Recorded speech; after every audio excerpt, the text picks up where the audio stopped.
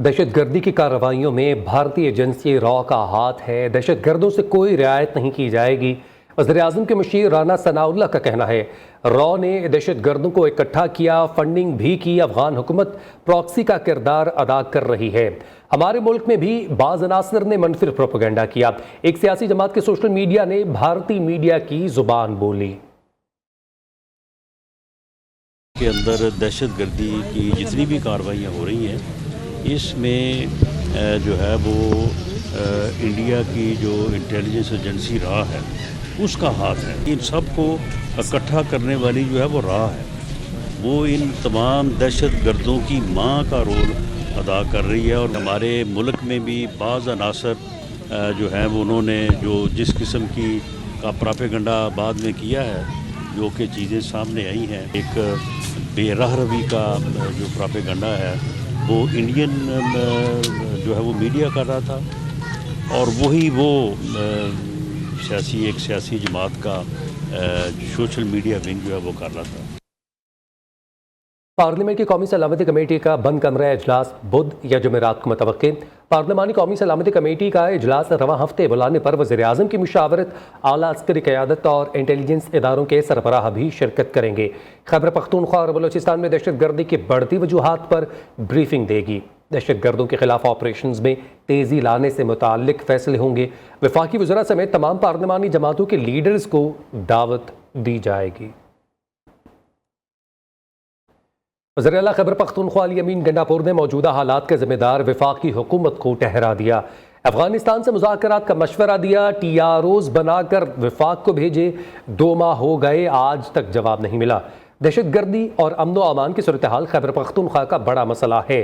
सूबाई पुलिस दहशतगर्दी के खिलाफ जंग लड़ रही है। पुलिस पर सूबे से बाहर बैठे किसी शख्स की तनकीद बर्दाश्त नहीं करूंगा। अली अमीन गंडापुर ने वाज़े कर दिया, कहा सूबे में इन मंसूबों पर तवज्जो दी जिनसे रेवेन्यू हासिल हो सके। हमने इजाफी टैक्स लगाए बगैर रेवेन्यू में इजाफा किया। KP 2028 तक 250 मेगावाट बिजली पैदा करना शुरू कर देगा।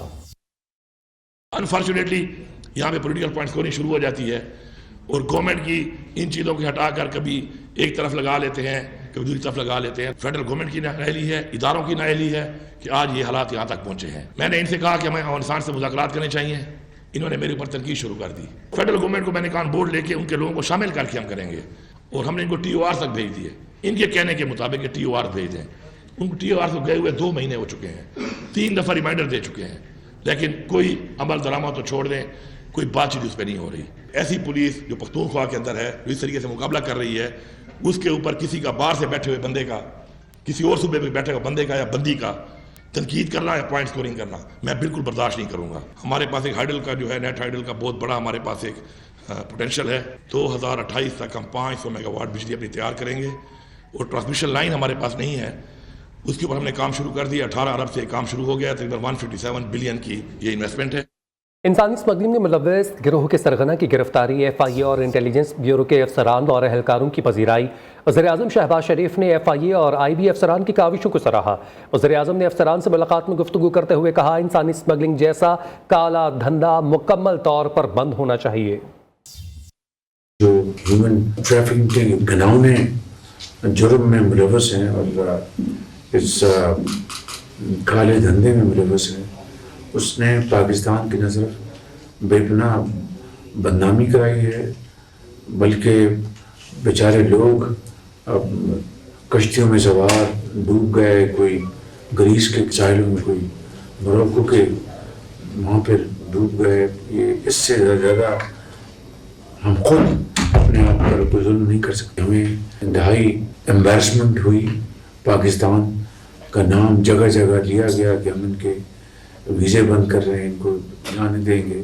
लेकिन मैंने जिस तरह कहा कि इट्स नेवर टू लेट। अब आपने सबने मिलके पिछले चंद महीनों से जब से ये बुरी खबरें आई कि हमारी इतने पाकिस्तानी सवार थे डूब गए ग्रीस, मोरक्को, इटली के साहिलों में, तो मैं समझता हूँ कि ये काला धंधा मुकम्मल तौर पर बंद होना चाहिए।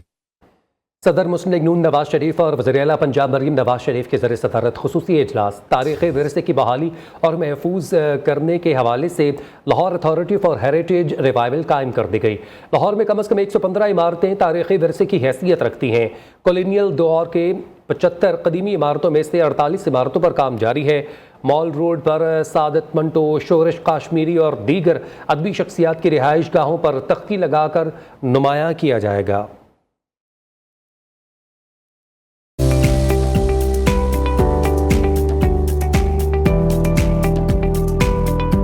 लाहौर के तारीखी वर्षे की बहाली और तहफ़्फ़ुज़ के लिए नई अथॉरिटी कायम कर दी गई, जिसके patron in chief Muslim League Noon के सदर और साबिक वज़ीर आज़म नवाज शरीफ होंगे। ख़ुसूसी इजलास में लाहौर के तारीखी मुकामात से तजावज़ात की निशानदही और हटाने पर इत्तफ़ाक़ किया गया। मोहम्मद नवाज शरीफ ने तजावज़ात के मुतासरीन को कारोबार के लिए मुतबादिल जगह देने और मुआवजा अदा करने की हिदायत की। लाहौर के हेरिटेज एरियाज की बहाली के लिए शहर 6 जोन्स में तकसीम किया जाएगा। कदीमी माल रोड की दिलकशी के लिए बिजली के तार की अंडरग्राउंड शिफ्टिंग का काम तेजी से जारी है।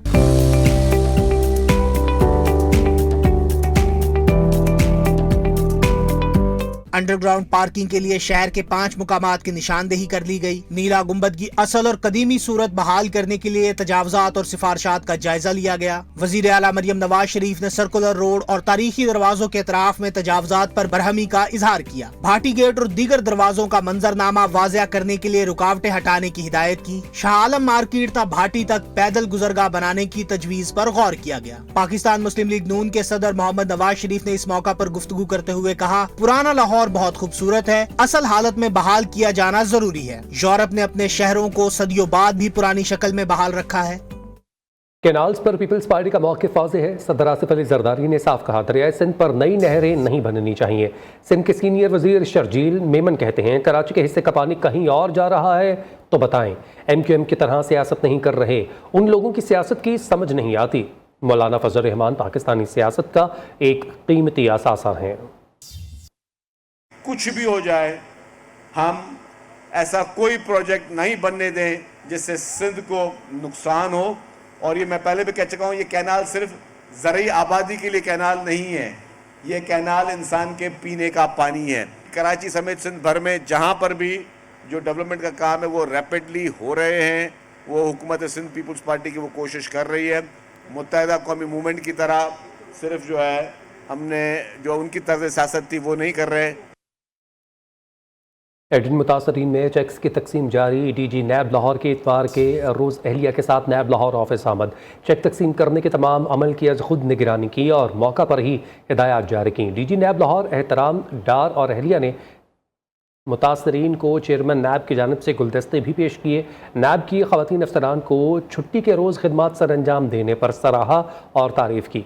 मुतासरीन ने इजहार ख्याल करते हुए कहा, तमाम 11,000 मुतासरीन को मुकम्मल अदायगी तक नैब लाहौर अपने इक़दामात जारी रखेगा और मज़ीद बेहतरी के लिए कोशिश रहेंगे।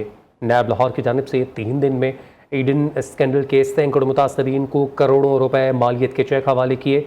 ईडन मुतासरीन की आसानी के पेश नज़र स्टैम्प पेपर की शर्त भी ख़त्म कर दी गई है। DG नैब लाहौर ने ईद उल फितर से कबल एक और मेगा स्कैंडल में अहम रिकवरी और मुतासरीन में डूबी रकूम की तकसीम की खुशखबरी सुना दी है।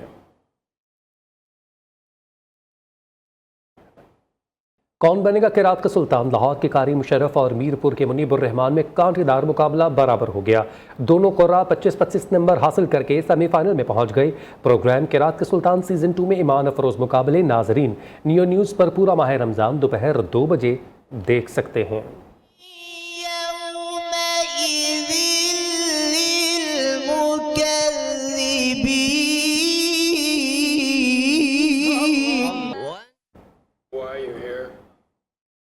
कौन बनेगा नात का सुल्तान? अली अरसलान 25 नंबर लेकर जजिस का एतमाद जीतने में कामयाब रहे और क्वार्टर फाइनल में पहुंच गए।